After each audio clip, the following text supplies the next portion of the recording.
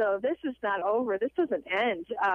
This is an ongoing effort we have to improve our community, and I think it's too early to give up. It's always too early to give up, and I know there's a deep sense of frustration and dissatisfaction, but we can do better. We really can. The American dream that we all have is better than this.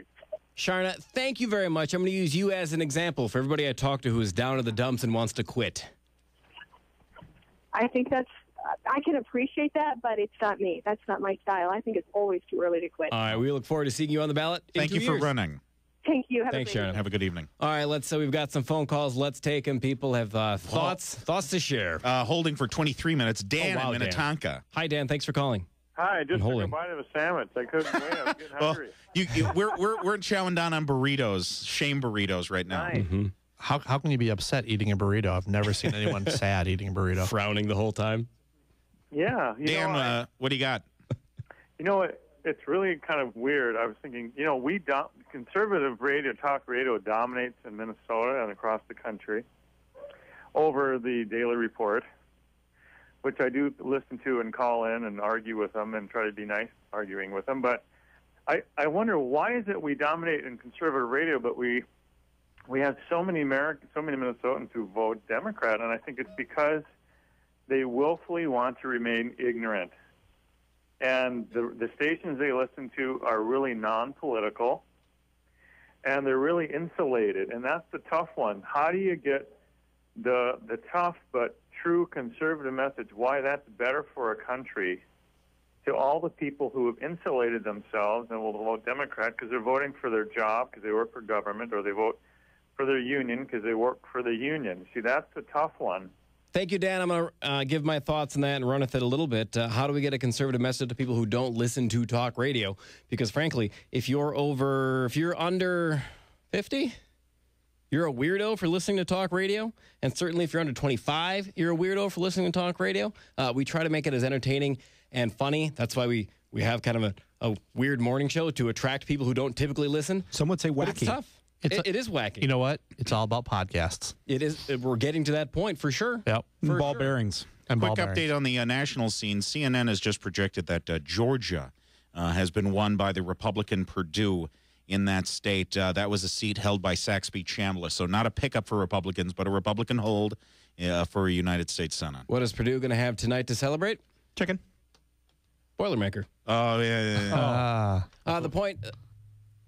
Before I was so rudely interrupted with actual results, is we got to find a way to package our message in a way that appeals to people. We cannot sit and say, demand that people listen to talk radio when they don't, when they're not going to. We need to find a way to bring the message to them in a way that isn't threatening, in a way they can find entertaining, and in a way that gets into their head. Because the answer is not just telling people how they're wrong and how they're voting wrong and how they're not conservative enough or pure enough.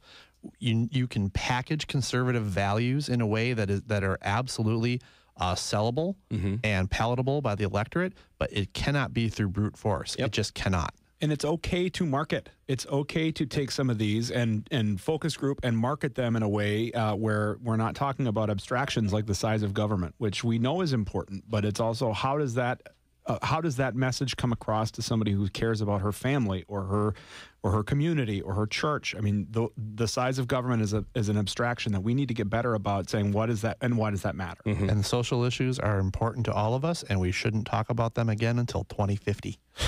More phone calls. We go to Tim in DeSalle. Dassel. Where are you from, Wisconsin? Yes. Tim, what's up?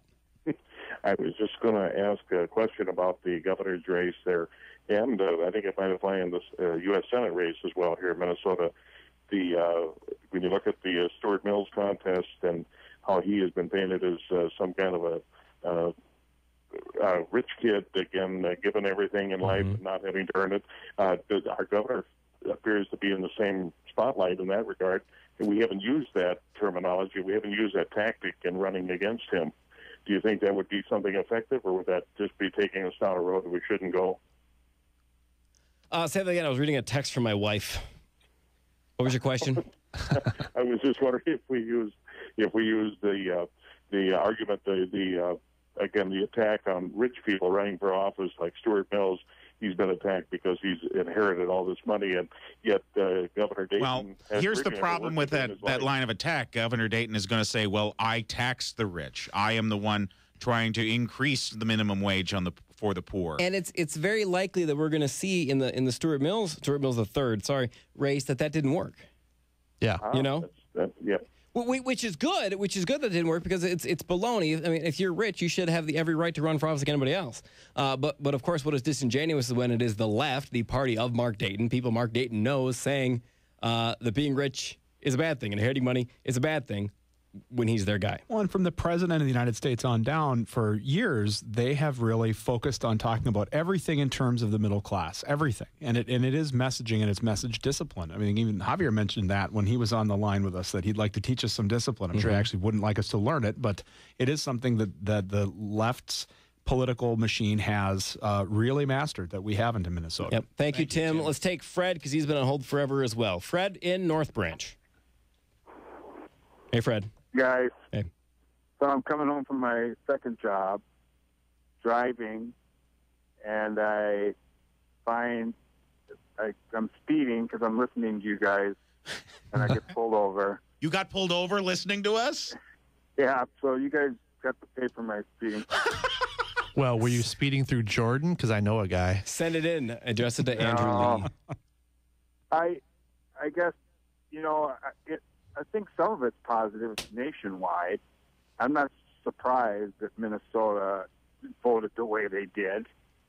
I think like 50, I wonder what the percentage is in Minnesota of people that are waiting to get a check from the government, from the state of Minnesota, so they can go to Walmart, which I have nothing against Walmart. But I mean, it's like they're waiting for the check to come in the mail.